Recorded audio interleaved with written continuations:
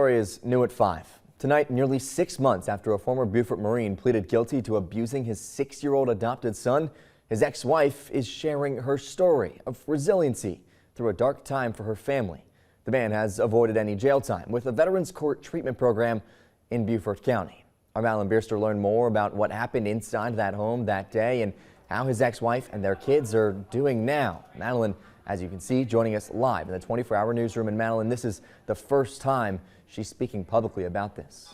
You're exactly right, Tyler. This family has really been through a lot in a short amount of time. And the woman I spoke with was married to Ian Futrell for 4 years before the couple decided to adopt 2 boys from overseas. The boys were from Hungary and were just 5 and 6 years old at the time. But once they got back to the U.S., she says that's when things took a turn. Back in June of 2022, Ian Futrell was an active duty sergeant with the Marine Corps at Air Station Beaufort when he and his wife, Suzanne Turner, returned from Hungary with their 2 adoptive sons. She says hidden steroid use led to a change in behavior from her husband. He was just angry all the time and just irritable. He would come home and just not talk to us. It was very odd to go from like dad of the year to that. One day that June, Turner went to a doctor's appointment for less than an hour. She then got a frantic call from her husband asking her to come home. She says when she got there, her sons were inconsolable. Notably, her 6-year-old son with autism, Ollie. So Ollie came and sat in my lap, and that was when I saw the bruises and red marks just all over him. And I think the worst one to me was there was a red mark that went straight across his throat, and my mouth just dropped open. And I was like, what did you do to him? And he was like, he wouldn't stop crying, so I slapped him. And I was like, this is more than a slap. Like, what did you do to him? Like, what happened? From there, she photographed the injuries on her son and went to the hospital. The ER doctors assessed the 6-year-old. Then through translation apps, they were able to understand a bit of what happened.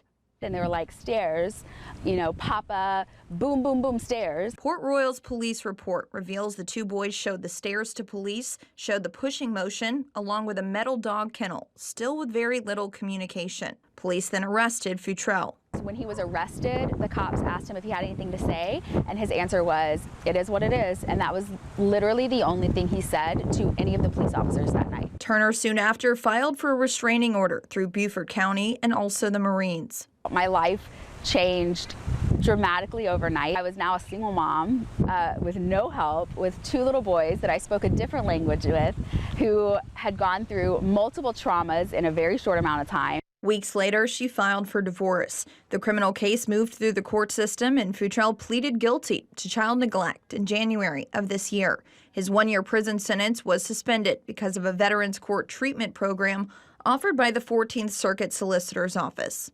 Futrell is undergoing substance abuse counseling and anger management. That program takes a year to 18 months to complete.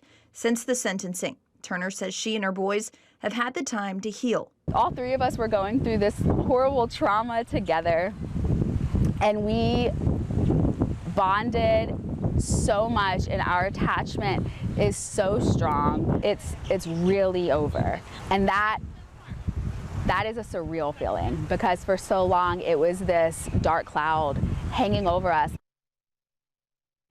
Turner says her boys are about to be in 3rd grade now. She has them in counseling and has helped them to fully learn English. She is proud of the progress they've made and is excited to continue her life with the boys, with this case no longer weighing over them. Reporting in the 24-hour newsroom, Madeline Bierster, WTOC News.